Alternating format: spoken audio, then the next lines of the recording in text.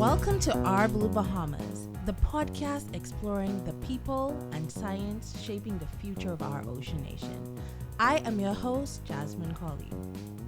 In this Fish for Our Future edition, we're diving into the world of sharks, powerful predators that play a critical role in healthy marine ecosystems in the Bahamas blue economy. Joining us today, we have a very special guest, Dr. Candice Fields, a NASA native and marine scientist.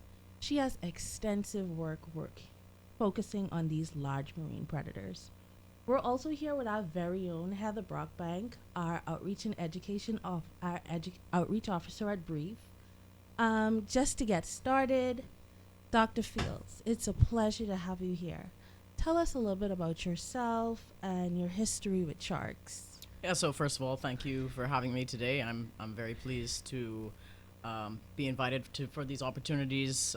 It's always good to share my story and share any information about sharks so that hopefully we can shift our perception from fear to fact and get sort of the real information about these animals and why they play a key role in our ecosystem and in our economy in the Bahamas. Wonderful, wonderful. When people hear sharks, it's as Bahamians, we know what type of conversation comes up. Mm-hmm. But what drew you to start studying and learning about sharks? Yeah, I mean, I think, like you said, not only here in the Bahamas, but globally, when you think shark, you're thinking Jaws, you're thinking, big predator, you're thinking scary, you're thinking something that might bite you. And I think that in a way that's something that drew me in to studying them, but almost from the other perspective or from the other angle, where I wanted to understand them for myself, right? A lot of what people know or understand or think they understand about sharks comes from the media or some sort of outside perspective, right? It's not a perspective that you've gained for yourself. And so I think I was always fascinated by these animals, fascinated by why, these things that I have never personally witnessed do anything bad. I've never witnessed a negative encounter. Of course, I know that they exist. To understand what, for myself, what is the big deal? What is really going on, and what sort of drives the behavior of these animals? Thank you. That's so interesting. And Heather, I want to rope you into this. We at Brief, we have a lot of experiential programs where we're taking kids into the water. So what do you think generally the perception is of sharks in the Bahamas when we do take these kids out? Yeah, like Candice would have said, one thing I will note is that you don't really mention sharks when you're in the water with kids. That's one primary rule. Because then they're like, sharks, where? And then it causes a whole confusion. So we lay down the expectation of safety with our students. We tell them to be mindful of what you're doing in the water, look out for your buddy and things like that.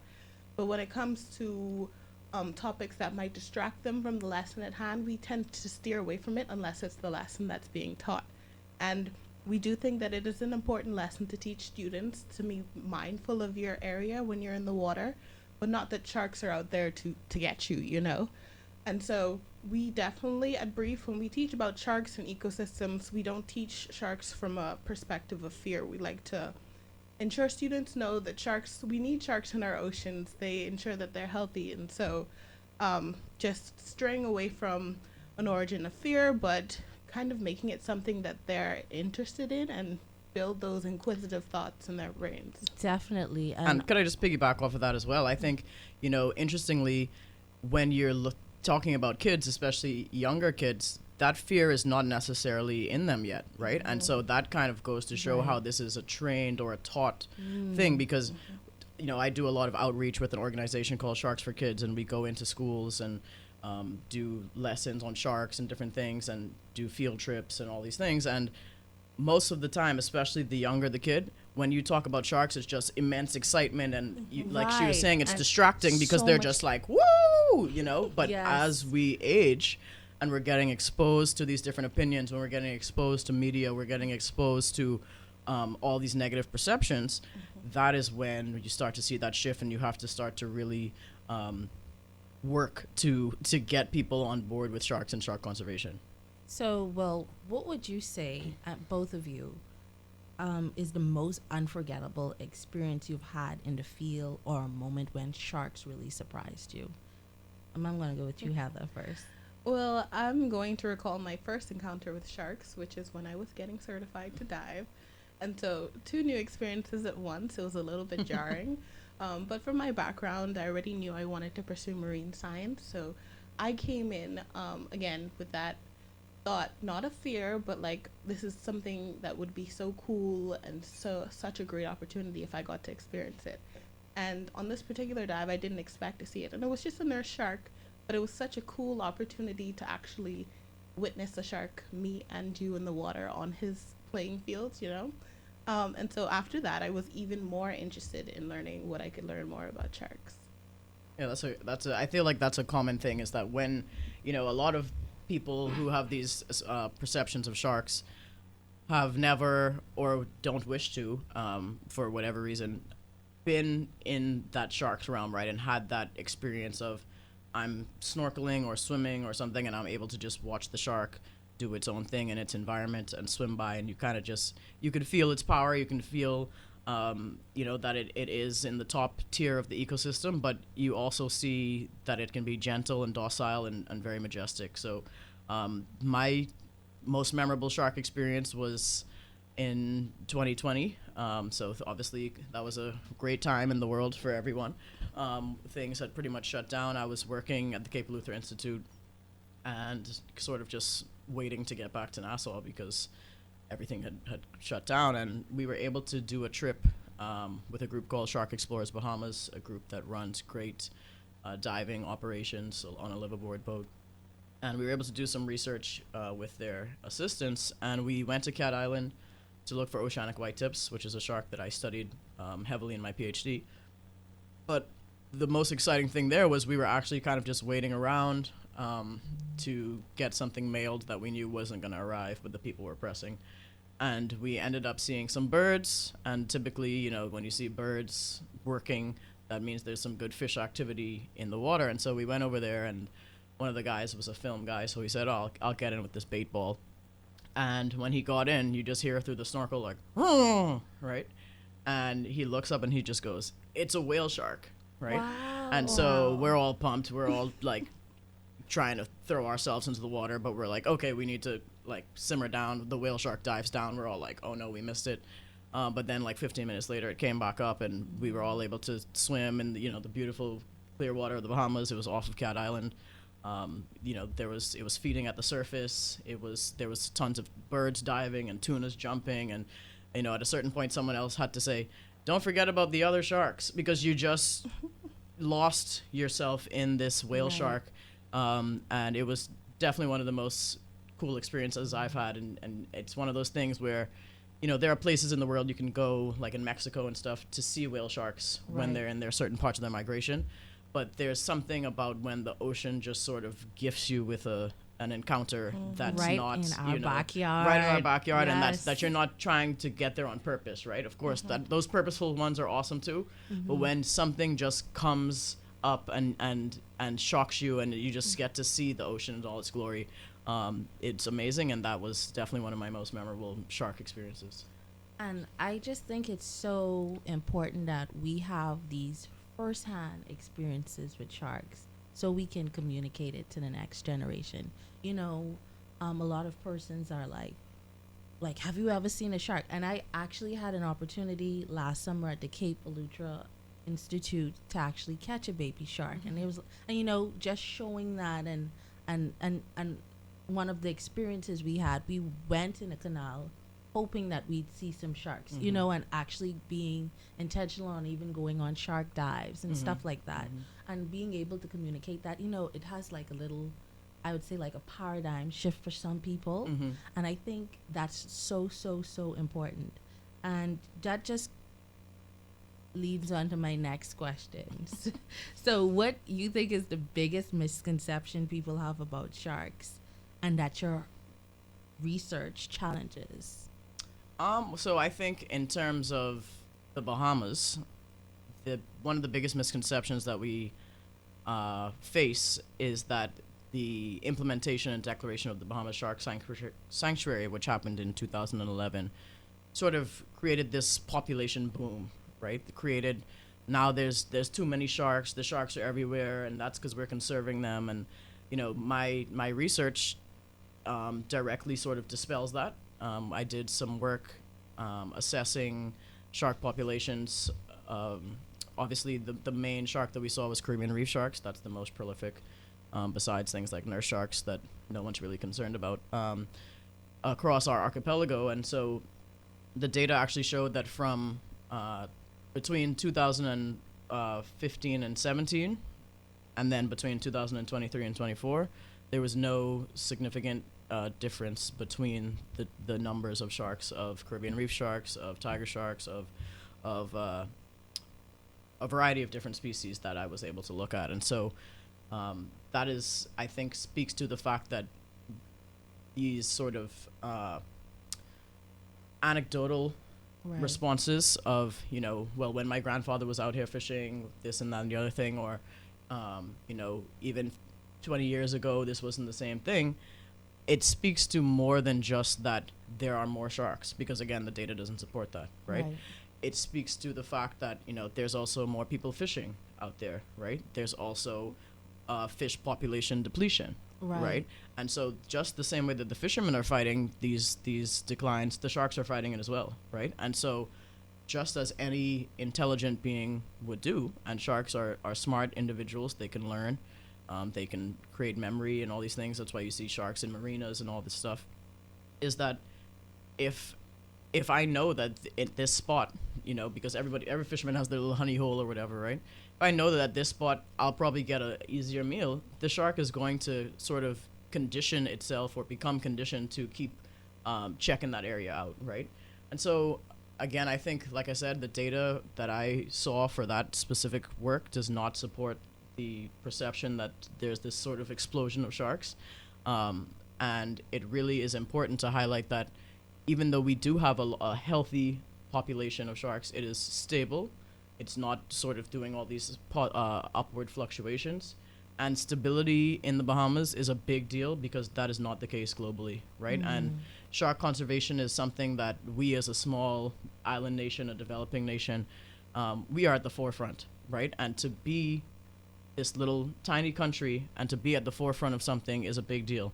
And so this is not something we should be trying to shy away from or to repeal or pull back on. It's something that we should be proud and be shouting from the rooftops that this is what we have, because we are able to be a bright spot for sharks in the world.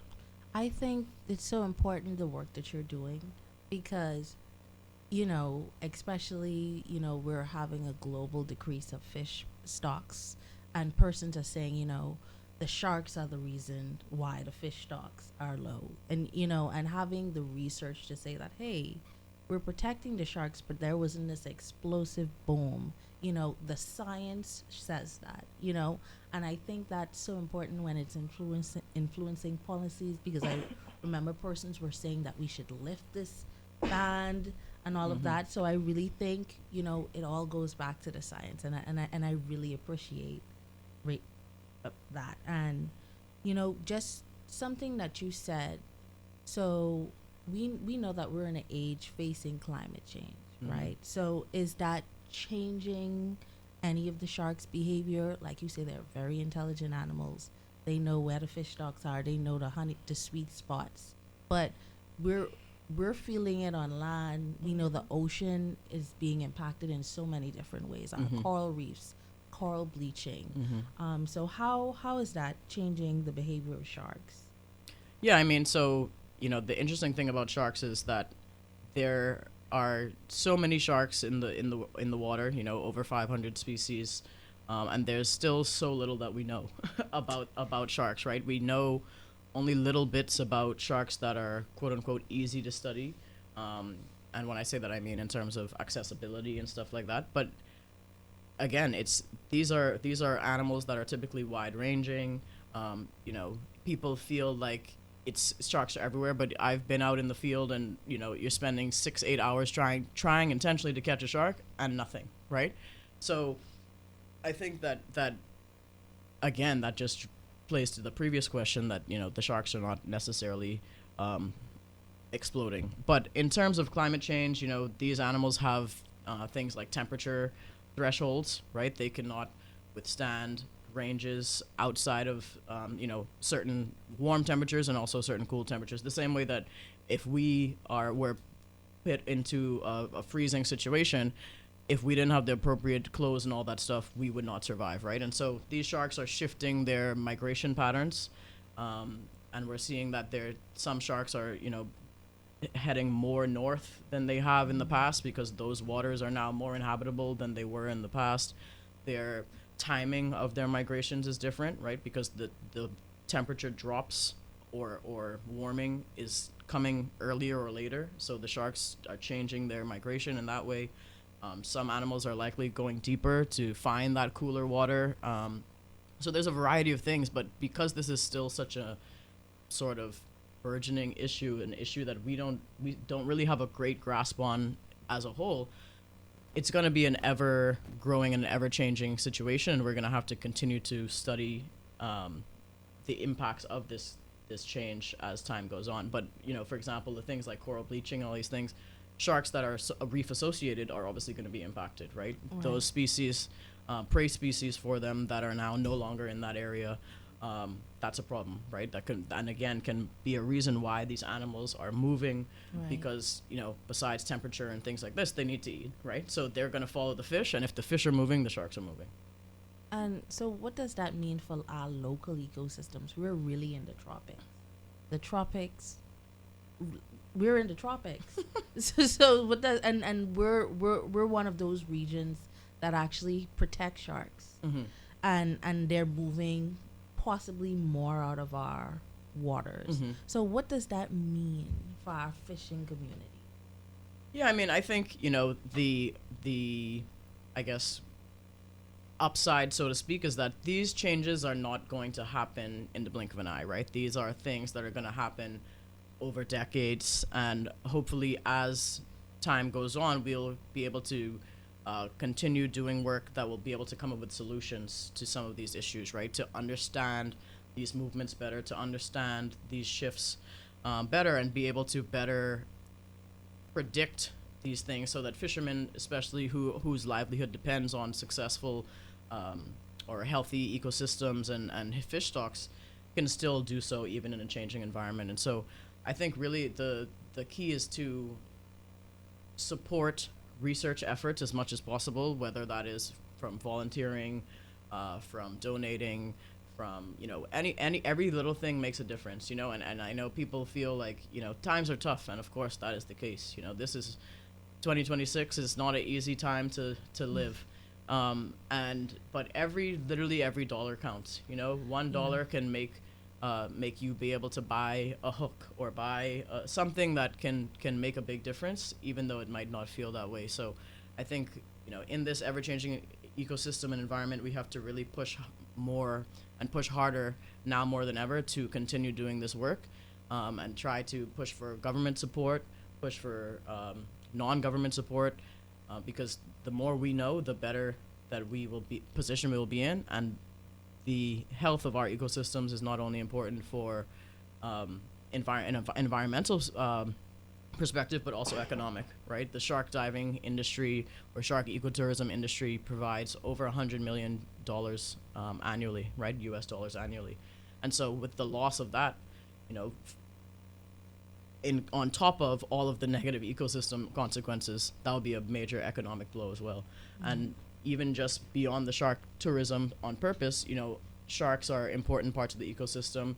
The ocean and the earth requires balance, and the balance obviously included sharks, right, before we started to alter the ecosystem.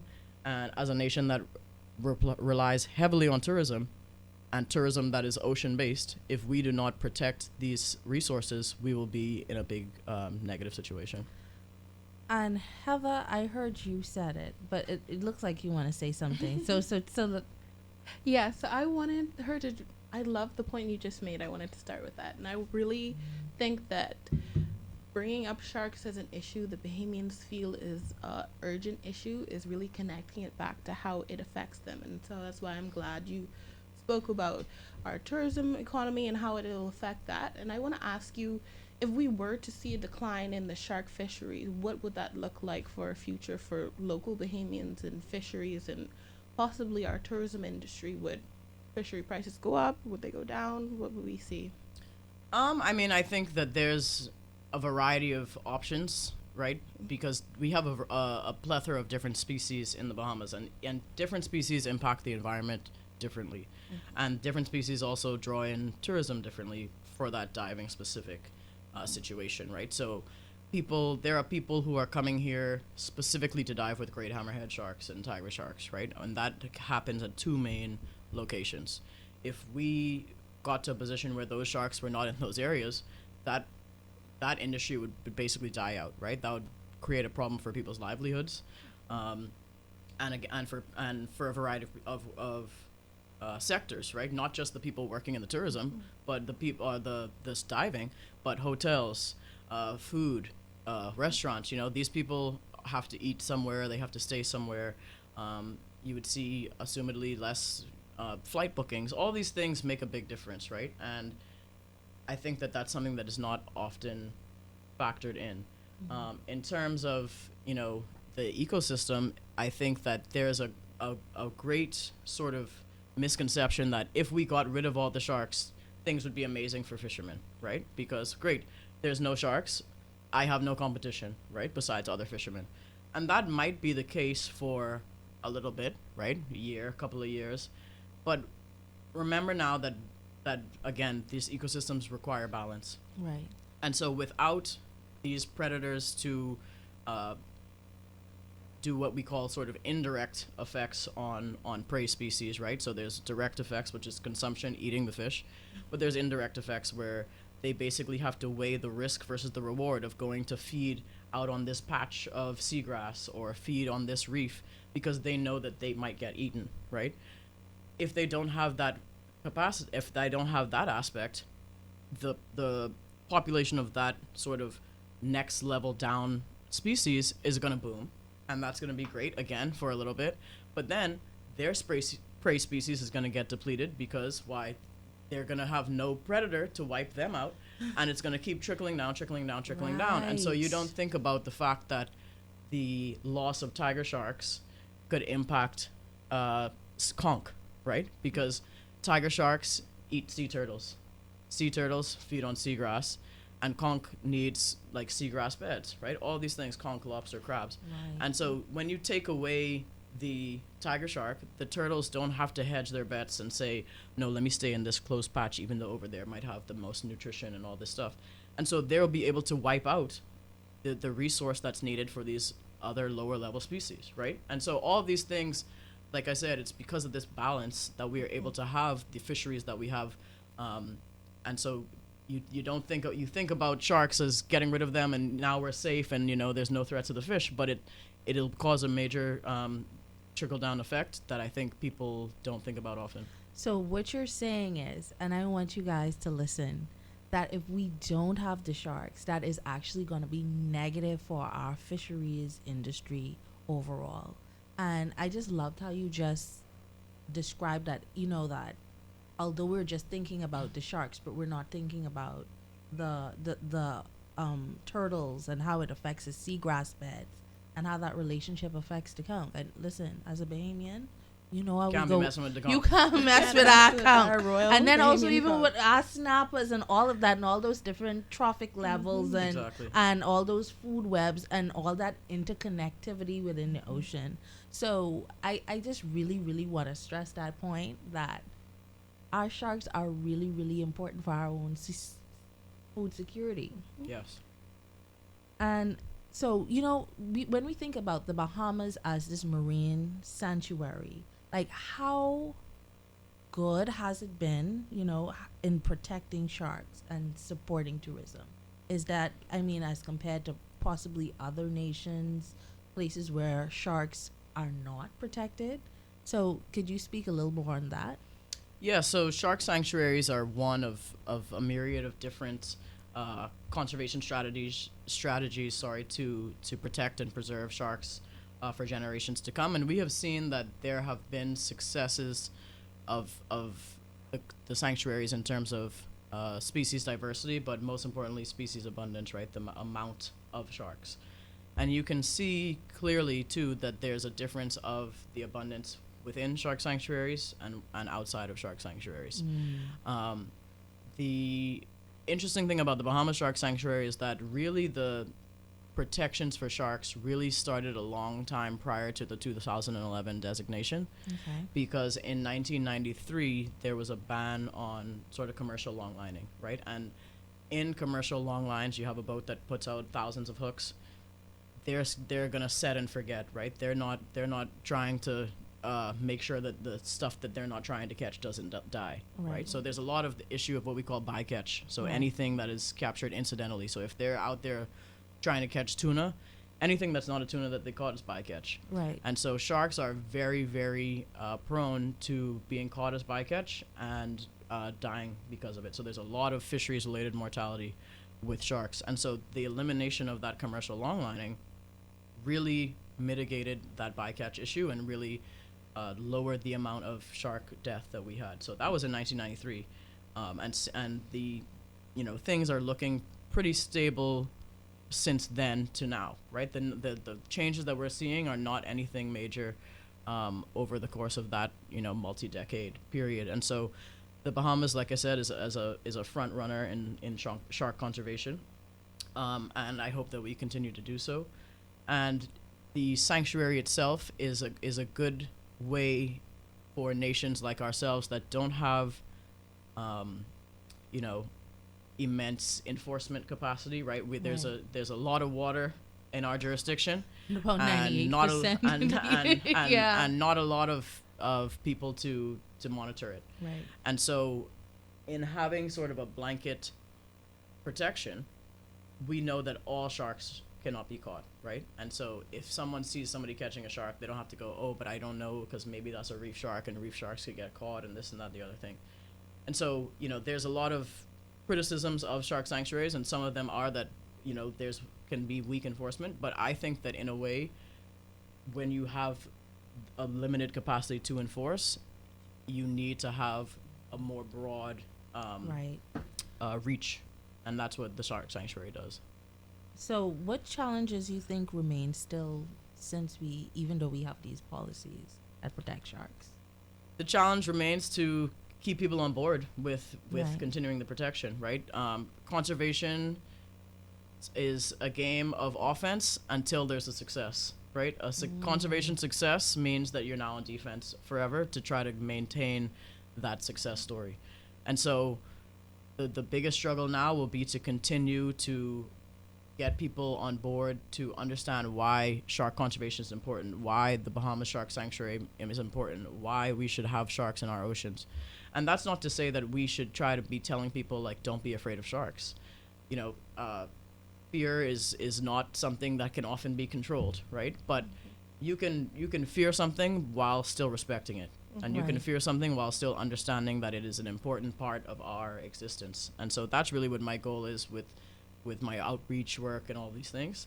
And so I hope that I can continue to be an advocate for sharks and also rays. We can't forget about the rays, which are, the shark cousins out Yes, there. yes. But they don't have this big, scary perception. But I just hope that we can continue doing the important work that we need to do to maintain the shark sanctuary for years to come. And I hope that, my research will continue to influence data-driven policy decisions. Wonderful.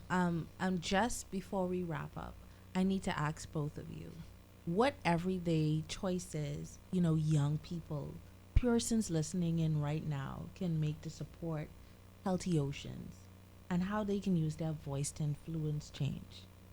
Heather, you want to? Been talking a lot. Yeah, so in terms of young people, just get involved. We have Brief here as an asset, BNT if you're more interested in the terrestrial side of supporting our oceans and support our mangroves with all of the restoration work that's going on so far. And then next, educate yourself, do a little Google search, become aware of what issues are facing the Bahamas today, and then see how you can get involved either in your community groups or even in your school groups if there's an eco club.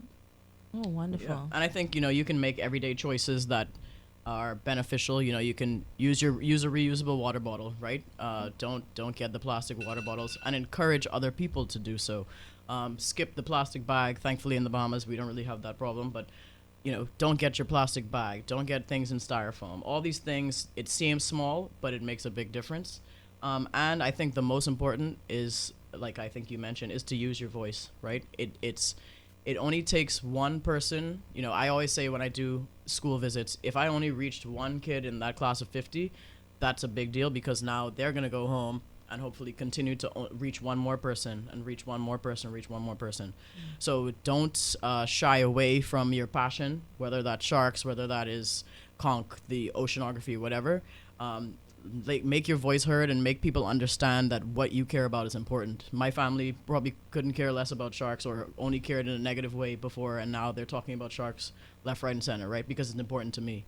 So the people who you love and who are important to you will hopefully promote your wants and your dreams. And if conservation is one of them, then we salute you. And thank you so much, Dr. Fields, for having you talk about sharks, and Heather, amazing. And I know this conversation is gonna go far. And what we really want to say to all our listeners is, you know, continue to follow the conversation. You can get involved at Brief. You can follow us on our social media at Brief242. That's at BREEF242. And that wraps up our episode on sharks, and a little spin-off edition from our Fish for the Future. Thank you so much for listening. We'll be back, same time, same place, at our Blue Bahamas.